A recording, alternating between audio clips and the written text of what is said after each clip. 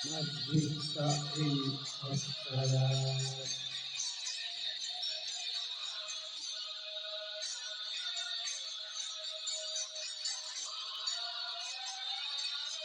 Assalamualaikum warahmatullahi wabarakatuh.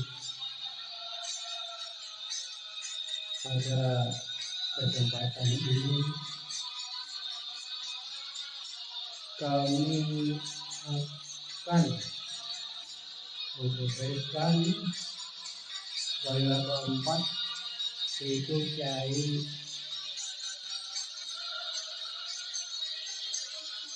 Mbah Hamid yang membongkar tujuh wayang yang tidak memunculkan diri. Tapi sebelumnya jangan lupa kirim doa kepada wali-wali Allah tersebut. Semoga kita mendapat syafaat berkah dari Nabi Muhammad SAW dan mendapatkan perlindungan dunia dan akhirat dari Allah Subhanahu wa taala. Amin ya rabbal alamin.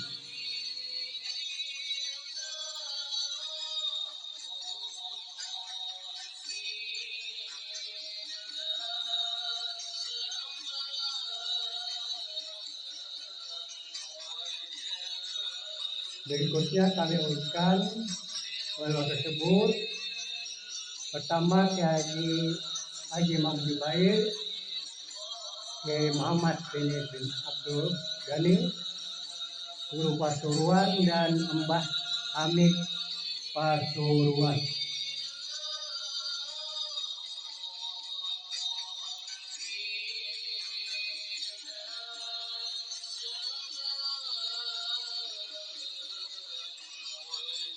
Baiklah, kita lanjutkan paparan ini, yaitu Mbah Hamid, orang yang membongkar kewalian dari tiga waliullah itu, dan beliau sendiri tidak menunjukkan diri sebagai wali Allah.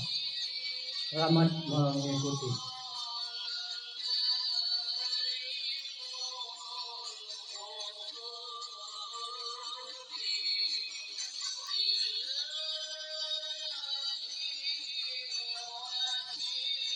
Kiai Hamid Pasuruan atau dikenal dengan Mbah Hamid. Mbah Hamid Pasuruan juga kondang dipanggil Haji Hamid Pasuruan. Lahir di Lasem tanggal 7 November 1914 Masehi atau 4 Muharram 1333 Hijriah. Beliau ulama, pendakwah, dan pengasuh pondok pesantren yang banyak mengabdikan diri dalam pengembangan agama Islam di kota Pasuruan, Jawa Timur. Meskipun Pasuruan dinisbatkan dalam nama Kiai Haji Abdul Hamid, sebenarnya dilahirkan di Dukuh Sumur Kapel, Desa Sumber Gerang, Lasem, Rembang, Jawa Tengah, tanggal 22 November 1914 Masehi atau tanggal 4 Muharram 1333 Hijriah, dengan nama lahir Abdul Mukti. Kedua orang tuanya juga merupakan ulama dan pendakwah yang disegani masyarakat. Ayah beliau adalah Kiai Haji Abdullah bin Kiai Haji Umar, sedangkan ibunya adalah Raihana bin Kiai Haji Sidik. Sejak kecil ia dikenal anak nakal, sering membuat jengkel hampir semua orang. Kala itu hubungan orang pribumi dan non pribumi sering kali tidak begitu akur. Terlebih pada waktu itu orang non pribumi sering mendapatkan perlakuan khusus dari pemerintah Hindia Belanda. Rumah Kasdan dan seorang sopir yang tinggal di daerah Kauman sering menjadi tempat bersembunyi Abdul Mukti. Ia juga sering menyamar menjadi anak perempuan untuk mengelabui aparat yang merancarinya. Sejak kecil juga ia sangat jarang berdiam diri di rumah. Hobinya bermain sepak bola dan layang-layang setiap hari, hingga membuat orang tuanya khawatir keselamatan dan kewajiban menggajinya. Sering terbengkalai, mesti tak ditinggalkan sepenuhnya. Semasa kecil dia juga dipanggil Dudul atau Besitan dipanggil Dul. Sekaligus menunjukkan kenakalan pada saat itu. Pada saat muda, Abdul Mukti dikirim ayahnya ke pondok pesantren Kasingan, Rembang. Pada saat itu pondok diasuh oleh Kiai Khalil bin Harun, mertua Kiai Haji Mustafa, dengan maksud belajar sekaligus mengurangi kenakalannya. Ia hanya sempat belajar kurang lebih 1,5 tahun, kemudian pindah ke pondok pesantren Tremas Pacitan. Pesantren pada saat itu diasuh oleh Kiai Haji Dimyati. Pesantren Tremas juga salah satu pesantren maju, berkualitas ilmu yang diajarkan dan manajemen pengelolanya. Pada usia 15 tahun, sekitar tahun 1930, Abdul Mukti muda diajak kakeknya menunaikan ibadah haji. Dan proses berhaji, Abdul Mukti muda mendapatkan pengalaman spiritual, berjumpa dengan Rasulullah. Mendengar tanda-tanda istimewa ini, kakeknya menjodohkan dengan cucunya yang lain, sepupu Abdul Mukti yang lain dari paman jalur Kiai Haji Muhammad Kusairi. Walaupun demikian, ia tidak langsung menikahkan. Ia harus kembali menuntut ilmu ke Trimas. Sepulang berhaji, Abdul Mukti mengganti namanya menjadi Abdul Hamid. Di Trimas inilah Abdul Hamid muda mendapat gemblengan agama yang mumpuni. Setelah 5 tahun menimba ilmu di pesantren ini, ia dipercaya menjadi lurah di pondok, dan 4 tahun kemudian ia dipercaya untuk mengisi pengajian di masjid. Selain mengajarkan juga yang sering bersalawat dan menyendiri di sebuah bukit dekat pesantrennya, dan juga jarang keluar rumah. Semasa di Trimas, ia juga bersahabat dengan Kiai Haji Ali Maksum yang menjadi Rais Asyuriah, pengurus besar dan ulama PUI tahun 1980 sampai 1994, yang pada waktu itu Mufti Ali menjadi Menteri Agama di masa Orde Baru 1971-1978. Berikut akan dikisahkan keramah Kiai Haji Abdul Hamid Pasuruan.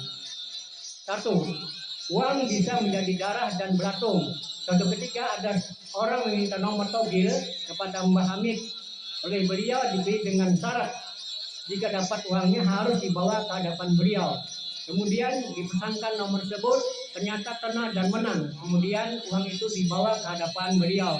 Oleh Mbah Hamid, uang itu dimasukkan ke dalam kotak bejana. Kemudian beliau menyuruh melihat uang itu. Bagaimana isinya? Kata beliau, ternyata yang terlihat isinya bukan uang, tapi berbentuk darah dan ulat belatung.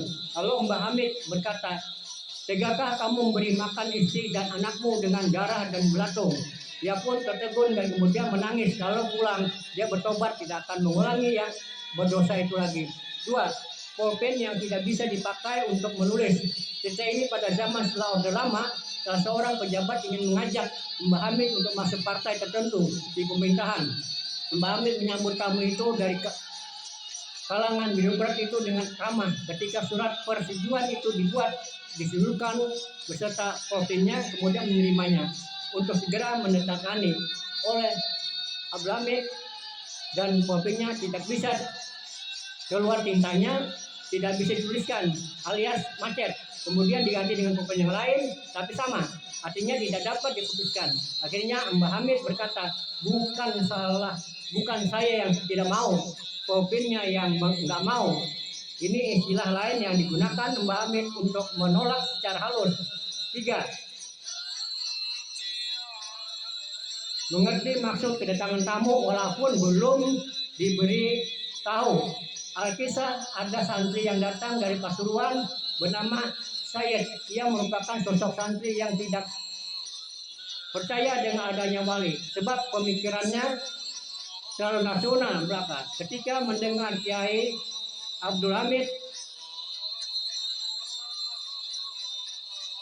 adalah waliullah dan dengar masyhur di masyarakat, dia penasaran dan berminat mengentes kewalian beliau dan berpikir serta berkata dalam hatinya, saya ingin diberi makan Mbah Hamid. Beliau tahu atau tidak?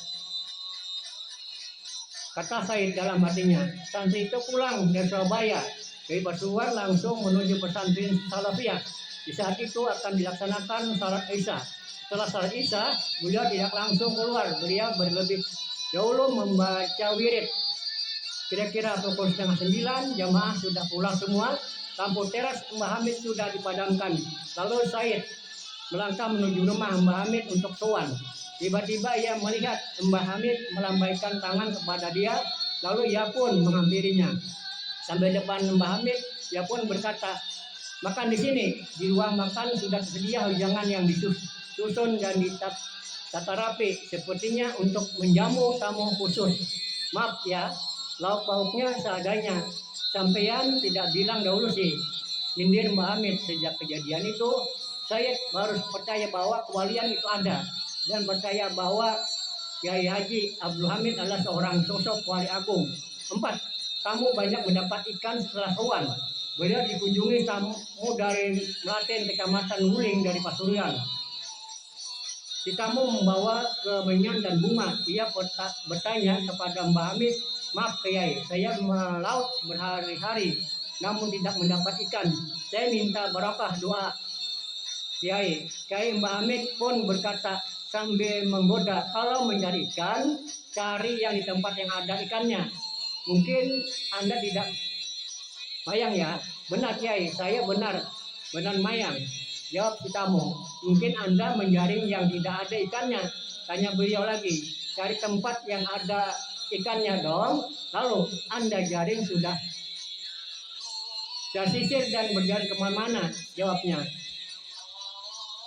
"Paling jaringnya sobek atau bolong, jadi ikannya lepas."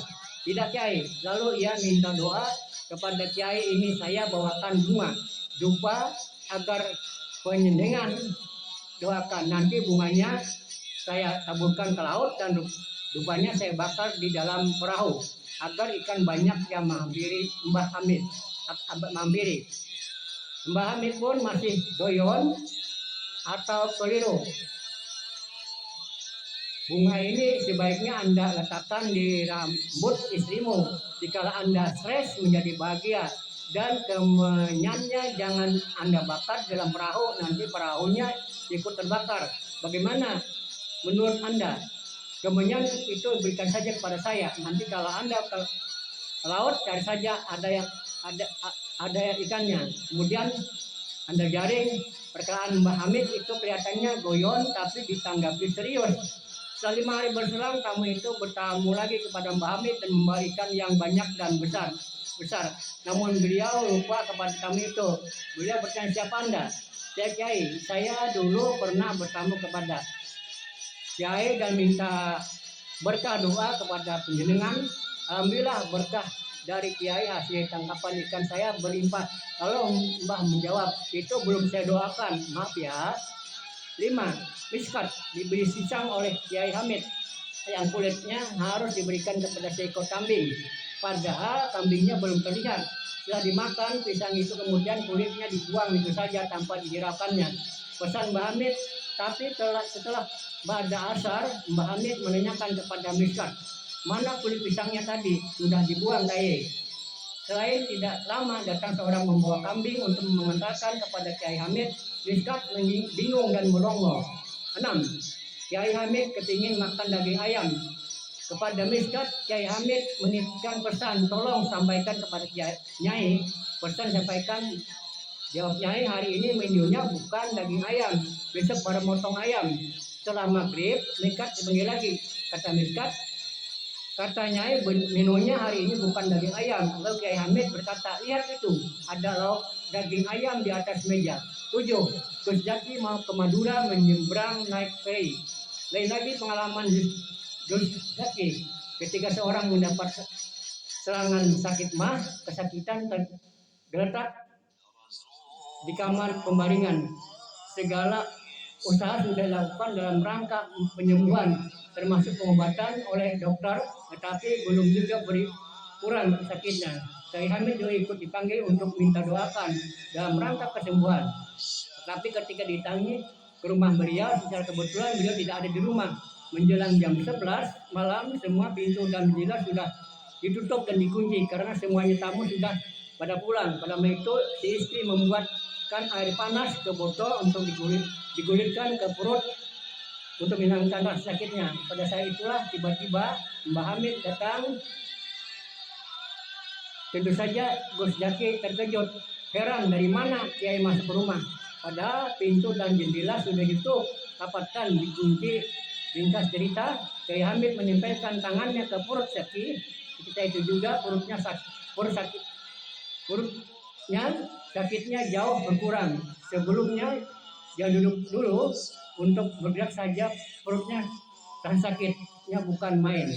Setelah itu pesan Kiai Hamid kepada Zaki jangan terlalu banyak bergerak dulu. Setelah itu Zaki agak heran, dia datang selalu membawa uang, tetapi kini tidak. Lalu ia bertanya dalam hatinya, apakah yang datang ini Mbah Hamid tidak berselang lama. Zaki pun sudah sembuh seperti semula. Keesokan harinya setelah pada subuh dia datang lagi lalu bertanya, apakah sudah sembuh? Kata Zaki mau menjawab. Kiai Hamid menutup bibirnya dengan telunjuk. Maksud beliau tidak usah ngomong lalu atau bicaranya jangan diteruskan lagi. Setelah itu Kiai Hamid menyerahkan uang kepada Zaki lalu pergi.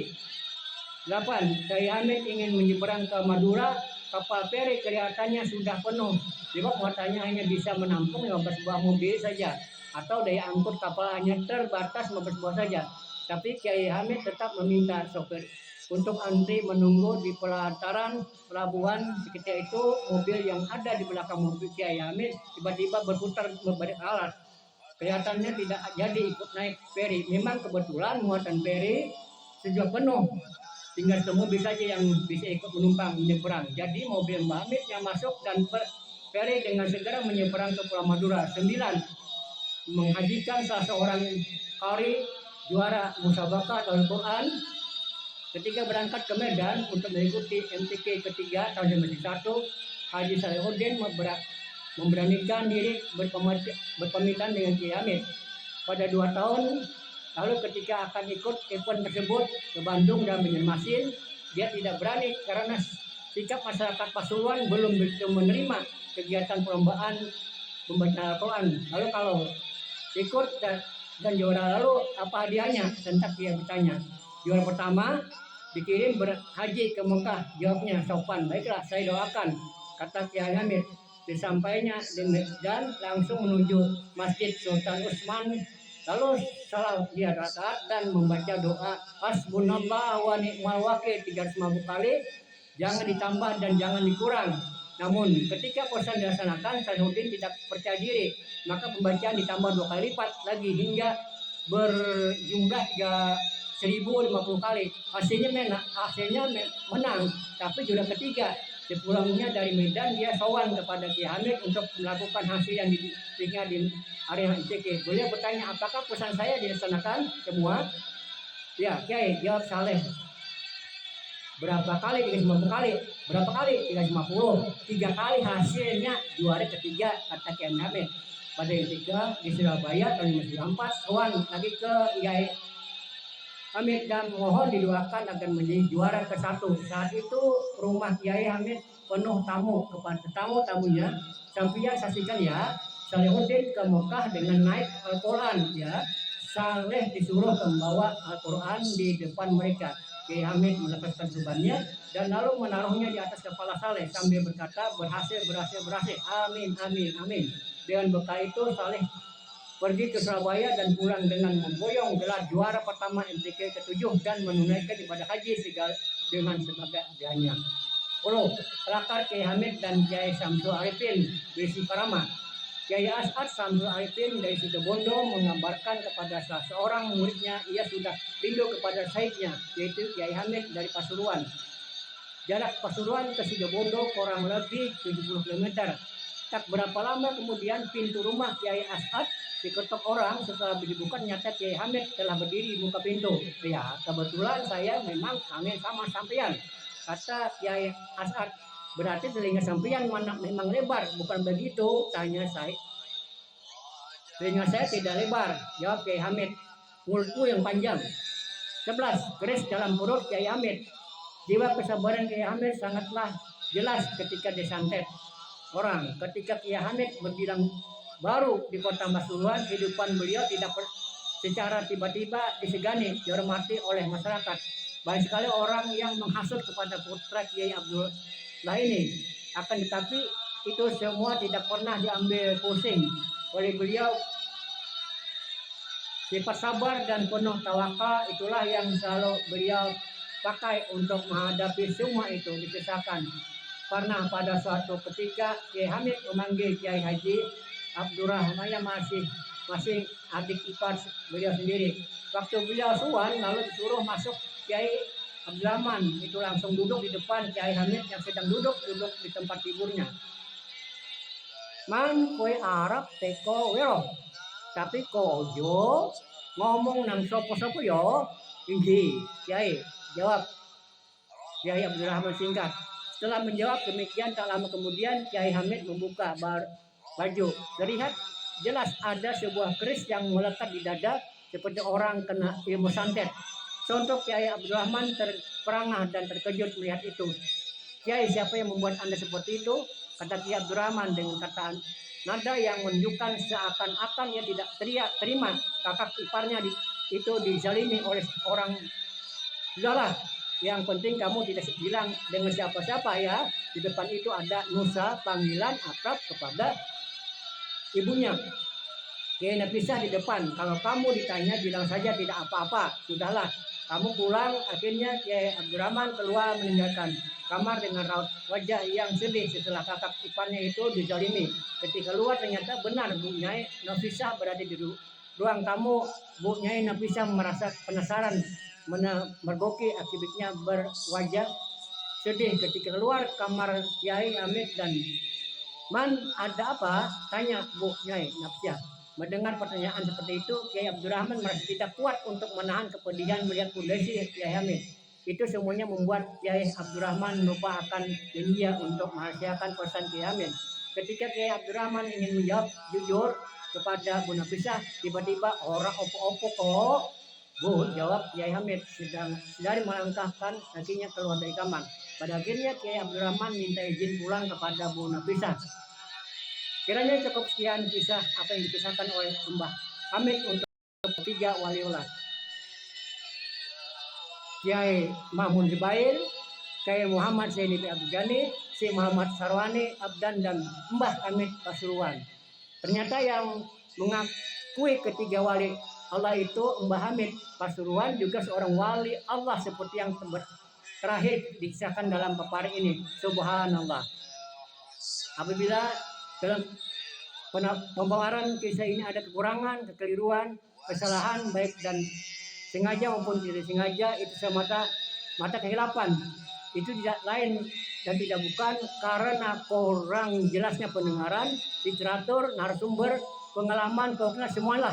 Untuk mohon ampun dan maaf seikhlas-ikhlasnya dan sedalam-dalamnya. Akhirul kalam, wassalamualaikum warahmatullahi wabarakatuh. Sampai jumpa. Auruklah see you. Matane coba yo jalian pirmilatehen mesti pos abintot wer sehen an di Wederi.